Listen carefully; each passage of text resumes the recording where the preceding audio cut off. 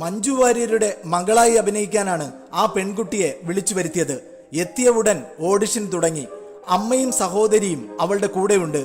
ഓഡിഷനിടെ തലമുടി ശരിയാക്കാനെന്ന് പറഞ്ഞ് അയാൾ അവളെ ഡ്രസ്സിംഗ് റൂമിൽ എത്തിച്ചു. എന്നിട്ട് പുറകിൽ കൂടി കടന്നു പിടിച്ചു.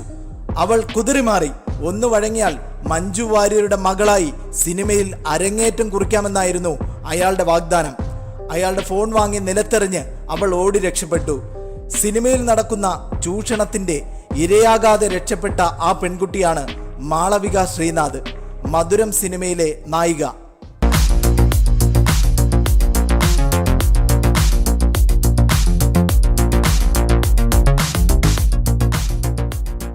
മലയാളത്തിൽ നിന്ന് തമിഴ് സിനിമയിൽ എത്തുമ്പോഴും അനുഭവം മറിച്ചല്ല.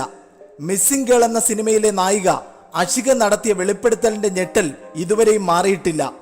2 മണിക്കൂർ ഒന്ന് കണ്ണടച്ചാൽ 25 ലക്ഷം രൂപയുടെ കാർ വാങ്ങിക്കൊടുക്കാമെന്നായിരുന്നു ഒരാളുടെ വാഗ്ദാനം.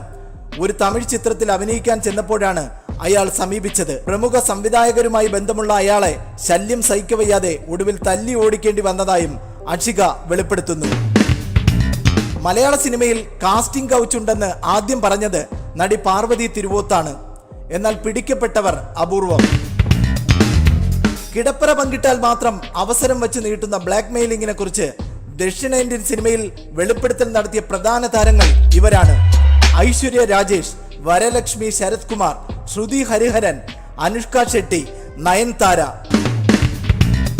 ഹിന്ദിയിൽ കങ്കണ റണൌട്ട് അഭിനയിച്ച് ഹിറ്റാക്കിയ ചിത്രമാണ് തനു വെഡ്സ് മനു. അതിന്റെ ഓഡിഷൻ കഴിഞ്ഞതും നേരെ കിടപ്പറയിലേക്ക് പോകാനായിരുന്നു ഒരു യൂണിറ്റ് അംഗം തന്നോട് ആവശ്യപ്പെട്ടതെന്ന് കങ്കണ പിന്നീട് തുറന്നു പറഞ്ഞത് വിവാദമായിരുന്നു. സ്വര ഭാസ്കർ, കൽക്കി, പായൽ റോത്തകി, ഷെർലിൻ ചോപ്ര എന്നിവരും കിട്ടിയ അവസരങ്ങളിൽ ഹിന്ദി സിനിമയിലെ പുരുഷ കേസരികളുടെ തനി നിറം വെളിപ്പെടുത്തിയവരാണ്. തെലുങ്ക് സിനിമയിൽ ശ്രീ റെഡ്ഡി ഒരു തരംഗമാണ്. അവരുടെ കാസ്റ്റിംഗ് കൗച്ച് തുറന്നു പറച്ചിലിൽ തെലുങ്ക് സിനിമയിൽ ഏതാണ്ട് എല്ലാ വൻമരങ്ങളും വീണു കഴിഞ്ഞു. ഇതിനിടെ മികച്ച അവസരങ്ങൾ കിട്ടാതെ വരുമ്പോൾ ചില നടിമാർ സിനിമാ പ്രവർത്തകർക്കെതിരെ വ്യാജ ലൈംഗിക ആരോപണം ഉയർത്തുന്ന സംഭവങ്ങളും ഉണ്ടായിട്ടുണ്ട്. ചതിക്കെണിയിൽ നമ്മുടെ നടിമാർ പെട്ടുപോകുന്നതാണോ അതോ അറിഞ്ഞുകൊണ്ട് തലവയ്ക്കുന്നതാണോ? നിങ്ങളുടെ അഭിപ്രായം കമന്റായി രേഖപ്പെടുത്തൂ. കൂടുതൽ വാർത്തകൾക്ക് സബ്സ്ക്രൈബ് ചെയ്യൂ ബബിൾക്കം മീഡിയ.